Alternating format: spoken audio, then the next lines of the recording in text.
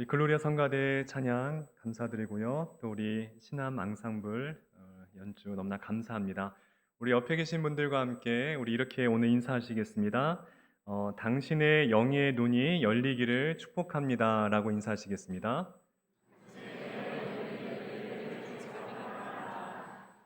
네. 오늘 말씀을 통해서 우리의 영안이 영적인 눈이 더욱더 활짝 열리기를 좋으신 예수님의 이름으로 축복하고 축원드립니다. 틀린 그림 찾기 시간입니다. 교회의 이 달라진 모습 네, 보이십니까? 네. 네, 맞습니다. 우리 조명이 좀 더 저희가 조명을 잘해서 저의 얼굴이 아니라 성가대 분들의 예쁜 얼굴을 더 잘 보이게 하기 위해서 또 이렇게 조명을 많이 또 이렇게 저희가 바꿔 주셨어요. 너무나 감사드리고요. 성가대 분들 더 이렇게 분 많이 바르고 오셔야 돼요. 네. 여러분들 잘 아시는 헬렌 켈러 이야기 잘 아실 겁니다. 생후 19개월에 뇌수막염에 걸리게 됩니다. 시각과 청각, 언어의 장애를 겪게 되지요. 알다시피 앤 설리번 정말 귀인 중의 귀인이죠. 이 헬렌 켈러의 귀인을 만나게 되어서 정말 좋은 교육을 받게 됩니다. 그분의 정성 어린 사랑과 교육으로 이 헬렌 켈러는 나중에 훗날 5개 국어를 할 정도의 굉장한 이 지성을 자랑하게 되지요. 그리고 인권운동가 또 작가로서도 굉장히 탁월한 이 역량을 발휘하시게 됩니다. 그분이 쓰신 수필 가운데에 3일만 볼 수 있다면 우리 뭐 학교 때 많이 배웠을 거예요. 근데 이 수필이 미국에서 정말 20세기 최고의 수필로 꼽히는 수필 중에 하나입니다. 이게 뭐 사실 이게 번역이 사실 뭐 쉽지가 않은 건데 제가 압축해서 제가 짧게 한번 말씀드릴게요. 3일만 볼 수 있다면 첫째 날에는 친절과 겸손과 우정으로 내 삶을 가치 있게 만들어준 사람들을 보고 싶습니다. 오후가 되면 숲을 산책하며 나뭇잎, 들꽃들, 석양에 빛나는 노을을 보고 싶습니다. 둘째 날에는 밤이 낮으로 바뀌는 기적을 본 뒤 박물관에서 손끝으로만 느꼈던 조각품들을 눈으로 확인하고 저녁에는 영화나 연극을 보고 별을 바라보며 하루를 마무리하겠습니다. 마지막 셋째 날에는 거리로 나가 일하는 사람들의 표정을 보고 공연장을 찾아 다양한 삶의 모습을 지켜보며 저녁에는 쇼윈도의 아름다운 물건을 보고 집으로 돌아와 이 사흘 동안 볼 수 있게 해주신 하나님께 감사드린 후 영원히 암흑의 세계로 돌아가겠습니다. 저는 이 시를 읽을 때마다, 이 수필을 읽을 때마다 마음이 먹먹해짐을 우리가 다 느낄 거예요. 저뿐만 아니라. 정말 3일만 볼 수 있다면 얼마나 간절함이 묻어있지 않습니까? 저는 3일이 무엇입니까? 3년, 30년을 눈을 뜨고 살았음에도 이러한 감사와 감격이 없는 제 모습을 보면서 많은 회개를 하게 되었습니다. 하지만 이 헬렌 켈러는 그러한 어려운 상황 가운데도 날마다 희망을 노래했어요. 그래서 이분이 하신 명언 가운데 참 귀한 말씀이 있는데 또 이런 얘기를 했습니다. 희망은 볼 수 없는 것을 보게 하고 만질 수 없는 것을 느끼게 하며 불가능한 것을 이루게 한다. 마음속에 희망이 있으면 비록 시각적인 보는 것이 없다 할지라도 마음의 눈을 뜰 수 있다는 것이죠. 이러한 희망을 갖고 있던 한 사람, 오늘의 주인공 이 바디메오도 동일한 인물입니다. 여러분들 바디메오 너무나 잘 아시는 인물이지만은 사실 우리가 바디메오에 대해서 깊이 보게 되면은 저희가 모르는 영적인 교훈이 오늘 말씀 가운데 있다라는 것이죠. 예수님께서 복음서에서 치유의 기적을 몇 번 행하는지 아십니까? 대략 27번, 28번 이 정도의 치유의 역사를 하셨어요. 물론 그 외에 많은 환우를 고쳐주시고 이런 것을 제외하고 구체적으로 사람을 고쳐주신 이 치유의 횟수는 27번 정도 되십니다. 그런데 고쳐준 사람들의 이름을 유일하게 알려준 사람은 이 바디메오 한 사람밖에 없습니다. 다른 환우들에는 이름이 등장하지 않아요. 근데 유독 마가는 이 바디메오라는 이름을 분명히 우리에게 알려주었습니다. 왜 그랬을까요? 중요한 인물이기 때문에 그래요. 자, 더 중요한 것은 무엇이냐? 예수님께서 이제 이 바디메오의 눈을 뜨게 하신 뒤로는 치유의 기적이 나타나지 않습니다. 예수님은 그리고 이제 예루살렘에 들어가셔서 이제 순환의 길, 고난의 길, 십자가의 사건을 마주하시게 됩니다. 그러니 이 바디메오의 사건은 마지막 치유의 사건이고 마지막 그 유일하게 그 치유에 당한 사람의 이름이 등장한 대목이라는 것이죠. 그러니까 무언가의 성경에서 바디메오는 굉장히 중요한 인물임을 알 수 있다는 것이에요. 여러분들 단순히 아픈 이 보지 못하는 분이 눈을 보았다, 육체적으로 고침받았다, 이런 차원의 스토리가 전혀 아니라는 것입니다. 굉장히 중요한 건데요. 바디메오, 제가 일전에 말씀드렸는데 이 바라는 것은 누구누구의 아들이란 뜻이에요. 그래서 바디메오는 디메오의 아들이다라는 뜻입니다. 그래서 바요나 시모나 할 때 베드로를 부를 때 예수님께서 바요나 시모나 부를 때도 요나의 아들 시모나 이렇게 부르는 말씀이세요. 근데 여러분들 이 디메오라는 뜻은요 부정하다는 뜻입니다. 부정하다, 불결하다. 그러니까 이 바디메오의 뜻은 부정한 아들이라는 뜻이에요. 부정한 아들이 예수님을 만나게 돼서 그의 영혼이 정결하게 정하게 된다라는 이야기를 깊은 영혼의 내면의 이야기가 이 속에 있다라는 것이죠. 자, 그런데 저희가 궁금해야 될 것은 왜 유독 예수님이 이 바디메오를 주목하셨냐는 거예요. 그 당시에 앞을 못 보는 사람들이 굉장히 많이 계셨고요. 또 한센병, 또 문둥병에 걸리신 분도 굉장히 많이 있었는데 유독 한 사람에게만 하나님의 구원이 임했고요. 유독 한 사람에게만 하나님의 치유의 손길이 임했다는 것입니다. 다시 말씀드리면은 하나님께서 주목하시는 분이 있다는 것이에요. 예수님께서 누가복음 4장 25절에 이러한 말씀하셨어요. 우리 같이 한번 읽어봤으면 좋겠는데요. 같이 읽겠습니다. 시작. 엘리야 시대에 하늘이 3년 6개월간 닫히어 온 땅에 큰 흉년이 들었을 때에 이스라엘에 많은 과부가 있었으되 엘리야가 그중 한 사람에게도 보내심을 받지 않고 오직 시돈 땅에 있는 과부에게 뿐이었으며 또 선지자 엘리사 때에 이스라엘에 많은 나병 환자가 있었으되 그 중에 한 사람도 깨끗함을 얻지 못하고 오직 수리아 사람 나아만 뿐이었느니라. 자, 그 말씀하시는 거예요. 그 당시에 수많은 미망인들이 계셨지만은 엘리야가 찾아간 사람은 다 찾아간 것이 아니라 오직 한 사람 사렙다 미망인에게 갔다는 말씀이죠. 뭔가 그녀에게 특별함이 있었다는 것이에요. 또한 그 당시에 이스라엘에 수많은 나병 환자가 계셨지만은 유독 깨끗함을 받은 한 사람은 이 나아만 장군 한 사람이었다고 예수님께서 말씀하시는, 예수님께서 이 말씀 왜 하셨을까요? 하나님이 주목하는 사람이 있다는 거예요. 오늘 예배드리는 여러분들이 그 한 사람이 되시기를 좋으신 예수님의 이름으로 축원합니다. 여러분들, 우리가 하나님께 주목받는 인생이 되셔야 돼요. 수많은 사람이 하나님 만나기 원하고 우리가 주님을 찾기를 원하지만은 어쩌면 그분들이 다 만나는 것은 아닐 수 있습니다. 하나님께 만나 주시는 그 특별한 사람, 무언가 있는 사람이 있다는 것이죠. 오늘 바디메오를 통해서 한번 알아봤으면 좋겠는데요. 첫 번째는 예수님의 말씀을 듣는 자에게 하나님은 관심을 가진다는 것이. 예수님 말씀을 듣는 자. 여러분들 듣는 것은 굉장히 중요합니다. 뭐 제가 여러 번 말씀드렸지만은 항상 듣는 것에서 믿음이 시작한다는 거예요. 제가 읽어드리겠습니다. 마가복음 10장 47절 오늘의 본문인데요. 나사렛 예수시란 말을 듣고, 여기서 기적이 시작되는 거예요. 하나님 말씀을 듣는 것에서 항상 뭐든지 기적의 첫 단추, 첫 디딤돌이 되더라는 것입니다. 요한복음 5장 25절과 이사야서 55장 3절에 보게 되면은 듣는 것이 왜 중요하냐? 듣는 것은 곧 우리를 살리는 것과 아주 직접적인 연관이 있다라고 얘기하고 있어요. 같이 한번 읽어볼까요? 요한복음 5장 시작. 하나님의 아들의 음성을 들을 때가 오나니 곧 이때라 듣는 자는 살아나리라. 자, 우리 이사야서 말씀 또 읽겠습니다. 시작. 너희는 귀를 내게로 나와 들으라.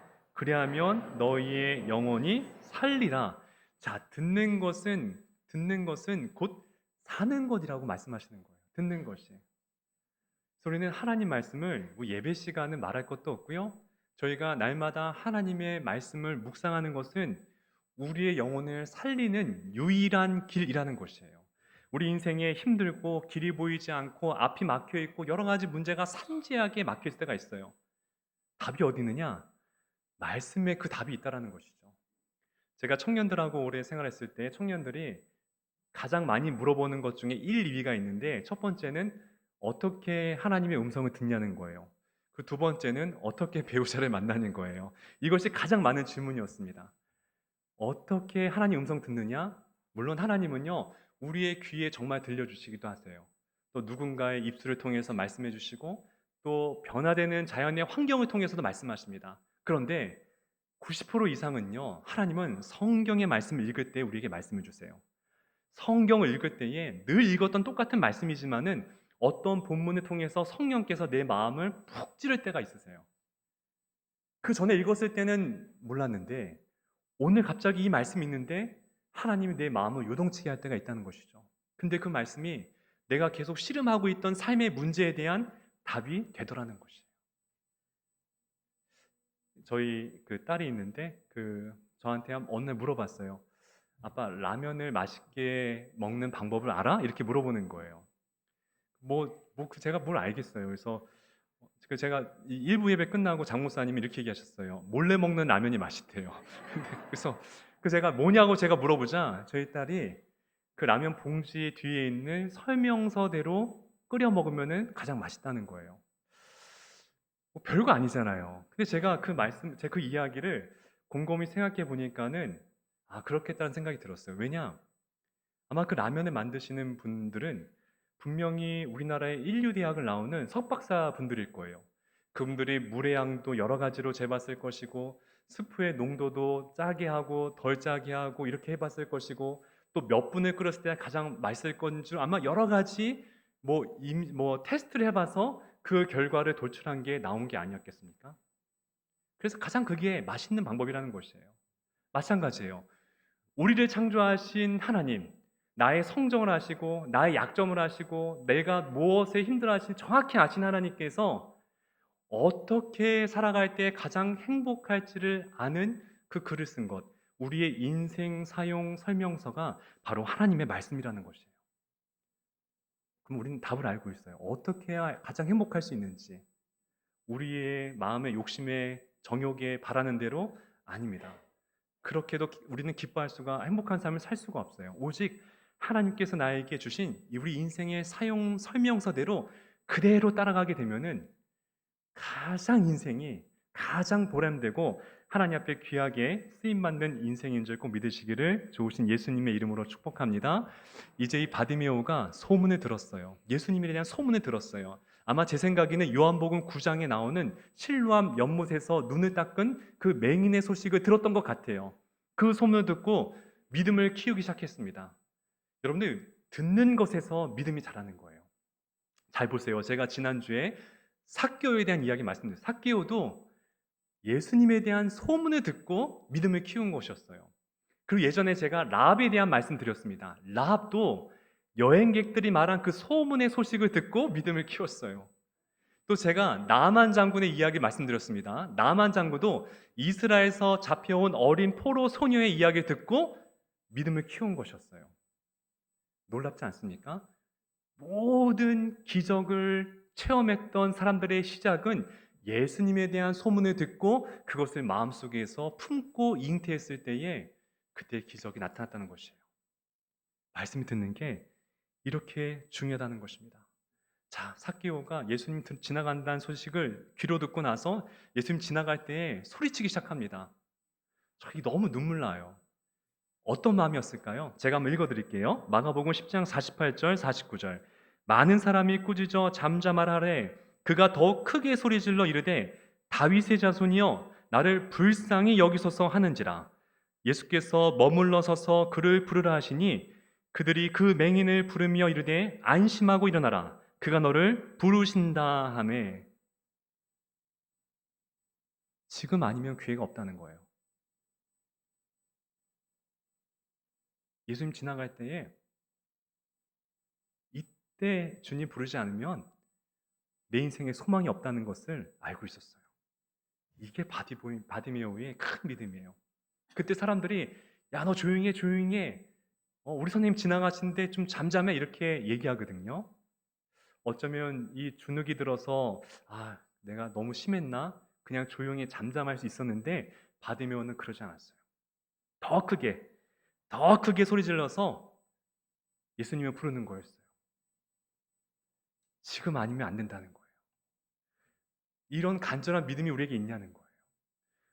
우리에게도 이런 간절한 믿음이 있을 때에 하나님, 지금 아니면 안 됩니다. 지금 나 안 만나 주시면은 저 삶에 소망이 없습니다. 이런 믿음으로 주님을 찾으셔야 된다는 것입니다. 주님께서는 그런 부르짖는 자에게 하나님의 귀와 마음과 그 눈이 그분들에게 찾아오신다는 거예요. 우리 다 같이 예레미야 29장 12절 13절 같이 또 읽어볼까요? 예레미야 29장 시작. 너희가 내게 와서 기도하면 내가 너희들의 기도를 들을 것이요 너희가 온 마음으로 나를 구하면 나를 찾을 것이요 나를 만나리라. 아멘. 자, 예수님 만나는 그 조건은 첫 번째는 부르짖어라라는 것이에요. 하나님 말씀을 듣고 기도하라는 것이에요. 듣는 것에서 그치게 되면은 조금 부족해요. 반드시 듣는 것에서 하나님을 찾는 기도로 우리는 더 넘어오셔야 된다는 것입니다. 자, 그 다음에 가장 중요한 이야기인데요. 여기에 오늘 말씀의 핵심이 있습니다. 예수님이 딱 멈춰서세요. 그러니까 부르짖는 것은 하나님과 예수님을 멈춰서게 하는 가장 귀한 방법인데요. 그리고 나서 예수님께서 이 바디메오에게 질문 한 가지 중요한 질문하십니다. 그게 뭐냐면은 내가 너에게 무엇을 해주기를 원하느냐 이걸 물어보세요. 근데 여러분들 한 두세 번 이 신약 성경에 보게 되면은 예수님이 안 못 보시는 분을 고쳐준 장면이 있거든요. 그때는 그러한 질문을 했을까요? 안 했을까요? 안 하셨습니다. 그런데 오직 유독 바디메오에게만 이 질문하셨어요. 왜 그랬을까요? 중요한 거예요. 이 질문은 바디메오에게 한 것도 있지만은 사실 몇 시간 전에 제자들에게 했던 질문과 똑같은 질문이었습니다. 여기 오늘 굉장히 영적인 중요한 분이 있는데요. 우리 마가복음 10장 51절 바디메오에게 했던 질문 한번 같이 한번 읽어보겠습니다. 시작. 예수께서 말씀하여 이르시되 내게 무엇을 하여 주기를 원하느냐? 맹인이 이르되 선생님이여 보기를 원하나이다. 자, 51절에 이 말씀하셨죠. 그리고 불과 몇 시간 전에 여리고로 올라오는 도중에 제자들과 예수님이 어떤 사건이 벌어지냐면은 제자들이 예수님은 이제 십자가의 고난을 치러 가겠다고 말씀하시는데 정말 철없이 서로 내가 우의정하겠다, 좌의정하겠다, 내가 높아지겠다, 내가 올라가겠다 이렇게 싸움을 합니다. 그러면서 그 중에 야고보와 요한이 예수님에게 간청하는 장면이 나와요. 바로 그 질문이 바로 36절 바로 앞에 있습니다. 그때 예수님께서 이 똑같은 질문을 그들에게 하셨어요. 우리 한번 36절 7절도 읽어볼까요? 시작. 이르시되 너희에게 주기를 원하느냐? 여짜오되 주의 영광 중에서 우리를 하나는 주의 우편에 하나는 좌편에 앉게 하여 주옵소서. 제자들이 뭐라고 이 야고보와 요한이 뭐라고 물어봤습니까? 대답했습니까? 주님이 이 로마의 압제를 이겨내서 왕이 되시면은 저는 우의정으로 세워주시고 지금 얘는 좌의정으로 세워주세요. 이 간척을 하는 거예요. 무슨 이야기냐? 지금 예수님은 똑같은 질문하면서 이 제자들과 바디메오의 믿음을 비교하는 것을 우리에게 알려주기 위함이라는 것입니다. 다시 말씀드리면은 예수님은 동일한 질문을 통해 누가 영적으로 맹인인지를 고발하고 있는 것이란 거예요. 이 제자들은 비록 눈은 뜨여 있지만은 그는 영적인 맹인이었어요. 지금 당장 자기들이 무엇을 구하는지 세상에 좋은 것만 구하고 높은 자리만 구하는 영적으로 앞을 보지 못하는 사람이었다는 것입니다. 반면에 이 바디메오는 예수님을 보기 원했다는 것이에요. 단순히 간절히 은혜를 구하기를 원했다는 것이에요. 그래서 이 두 비유를 통해서 우리에게 하시는 말씀이 무엇이냐? 만약에 우리가 기도할 때에 여전히 세상 것만 구하고 여전히 높은 것만 구하길 원한다고 한다면은 우리 또한 영적인 맹인으로 살아갈 수밖에 없다는 것을 오늘 말씀이 보여주고 있다는 것이죠. 주님께서 그리고 마가가 이 말씀을 이 바디메오 이야기하신 이유는 무엇이냐? 너희들 진짜 중요한 것은 눈으로 보는 게 중요한 게 아니야. 영적인 눈뜸이 있어야 된다는 거란 것을 우리에게 보여주기 위함이었다는 것입니다.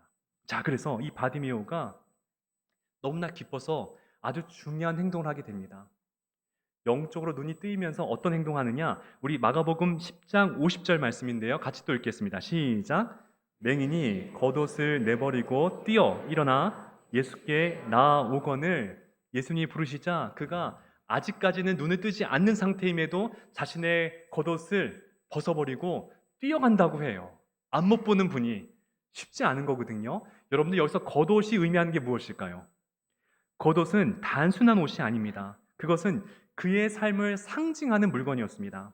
낮에는 햇빛을 가리고 밤에는 덮고 자는 담요였고 구걸할 때는 무릎 위에 펼쳐져 동전을 담는 그릇이었습니다. 이 겉옷은 바디메오가 가진 유일한 재산이자 지금까지의 삶의 방식이었다는 것입니다. 그것을 이제 벗어 내 던져버렸다는 것이에요. 내가 주 안에서 내 눈이 뜨이게 되자 나의 과거의 옛사람은 벗어버리겠다라는 이 바로 바디메오의 영적인 결단이었다는 것이죠. 우리도 마찬가지입니다. 우리가 예수님을 따르기 위해서는 우리가 붙잡고 있는 겉옷을 내버릴 줄 아는 용기가 필요하다는 것입니다. 우리의 옛 자아들, 실패한 과거들, 습관적인 죄들, 이렇게 익숙한 것들과의 결별을 우리가 결단할 때에 진짜로 우리 안에서 영적인 눈뜸, 영안이 열리게 됨을 믿으시기를 바랍니다. 여러분들 진짜 우리가 영안이 열리셔야 돼요. 그래야 하나님의 정말 은밀하고 비밀스러운 것들을 우리가 마음껏 볼 수가 있지 않겠습니까? 제가 이 성화 두 그림을 하나 가져왔어요. 이 둘 다 이탈리아 작가가 이 그린 그림인데요. 왼쪽의 그림은 두치오라는 이 화가죠. 가 그린 이 베드로와 이 안드레의 이 부르시는 이 소명의 장면이고요. 또 오른쪽의 그림은 제가 한번 예전에 일전에 보여드렸어요. 이 까라바조의 그림인데 이 마테, 세리 마테를 부르는 장면입니다. 이 두 그림의 공통점은 예수님께서 그들을 길가에서 부르신 장면이었어요. 오늘 지금 이 본문의 배경도 길가에서 벌어진 장면이거든요. 그때 이 바디메오는 자신의 모든 것이라고 여겼던 겉옷을 내어 버렸습니다.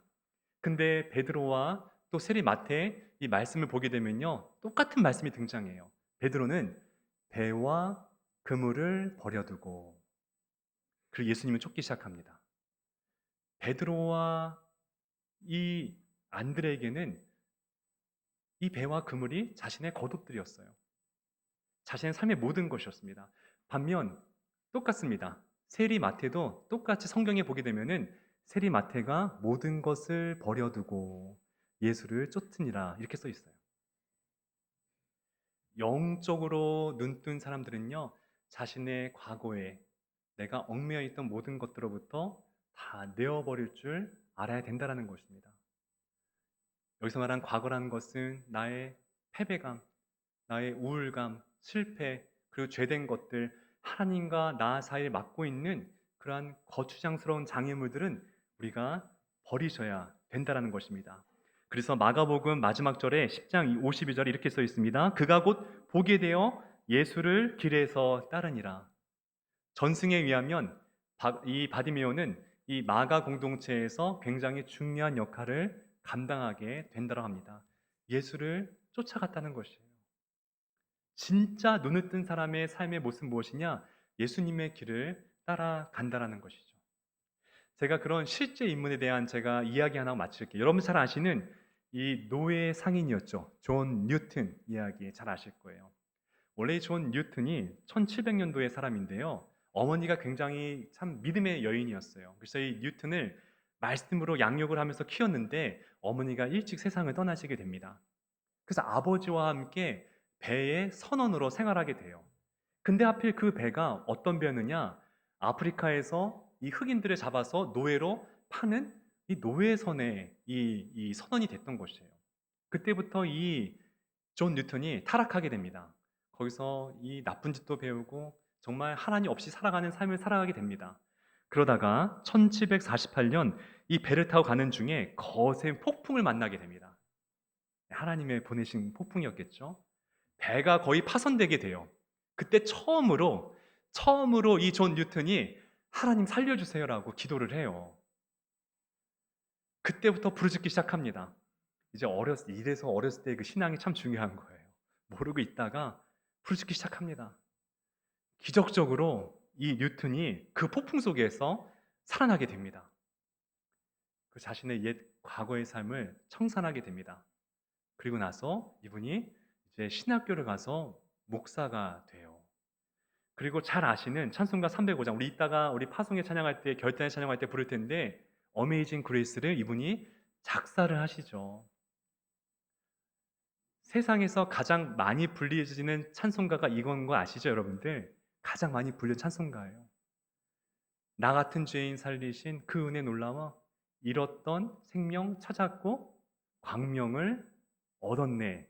근데 이게 영어의 원제를 보게 되면은 마지막 가사가 무엇이냐면은 이런 가사였어요. 나는 한때 소경이었으나 이제 내가 보게 되었네. 이게 원래 가사예요. 존 뉴턴은 비록 앞을 볼 수 있는 육신의 눈은 가졌지만 그 전에는 영적으로 앞을 못 보는 그러한 사람이었다는 것이죠. 하나님의 만지심으로.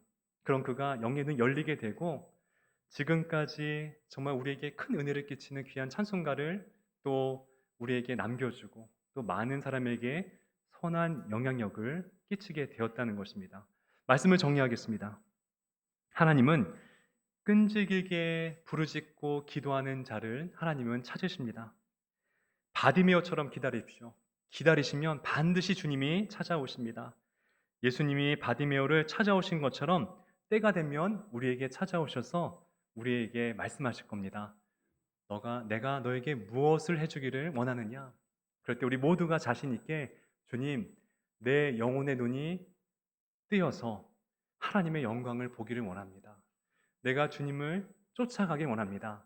이렇게 우리가 당당하게 얘기할 수 있는 그런 복된 믿음의 소유자가 되시기를 좋으신 예수님의 이름으로 축복하고 축원드립니다.